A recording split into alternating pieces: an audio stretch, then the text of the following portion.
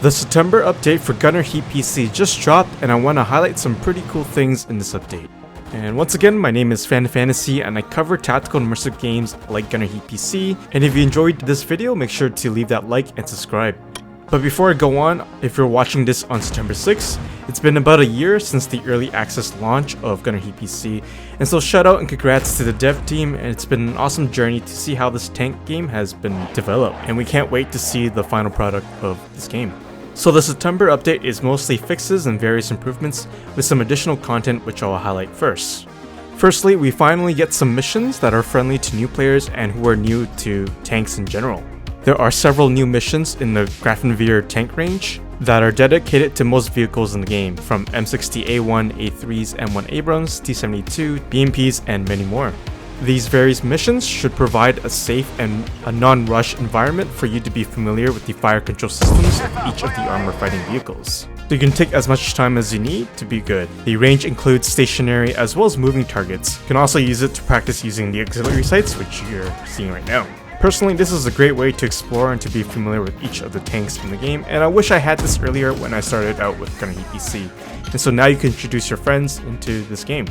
Secondly, there's a new instant action mission called Slow Raid in the Northfields map, which you'll play as a PT-76 platoon. You can also watch my quick guide on the PT-76. So in terms of improvements, in the after action review, they added a summary of how many vehicles were lost and destroyed, which is nice to know instead of remembering what was lost and what remained in the end. In the AAR, there's also been some changes to shots involving player instead of player shots. They've also removed some unimportant shots to save a bit of RAM. The next time you send some close air support, pay attention to the sound. They have just released some new sounds for the aircrafts, such as a Doppler effect and when the rocket launches from them. And another important detail is that we should see their loadouts even in non-cast jets flying around.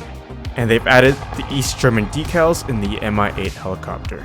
There's also some changes and improvements to the AI where they are less likely to see far in or through the forest. AI BMPs are now likely to miss or have some aim error. Prior to this, AI BMPs could snipe you accurately from far away, and now they should be a little bit more realistic when they're targeting you from a long distance. In terms of the weather and cloud system in GHPC, there's some good news for those who have lower end PCs. They have fixed the weather settings, which were causing the frame rate to be unstable.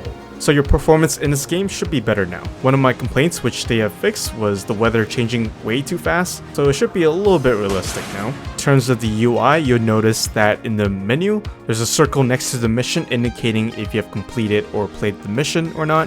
If you completed a mission as the red 4, then it'll be red, and if you completed it as blue, it'll be blue next to it. This is a good way to determine if you have completed or even played the mission or not. In terms of the map, they've made the icons and text scale a lot more clear and clean depending on your zoom level.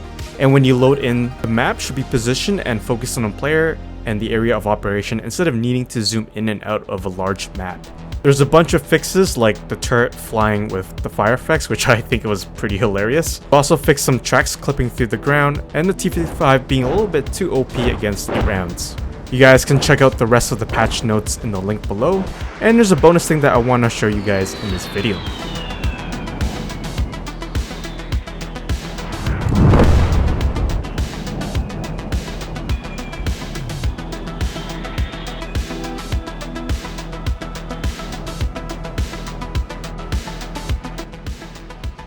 Hope you guys enjoyed this video. Make sure to leave that like and subscribe to stay up to date and to support my channel.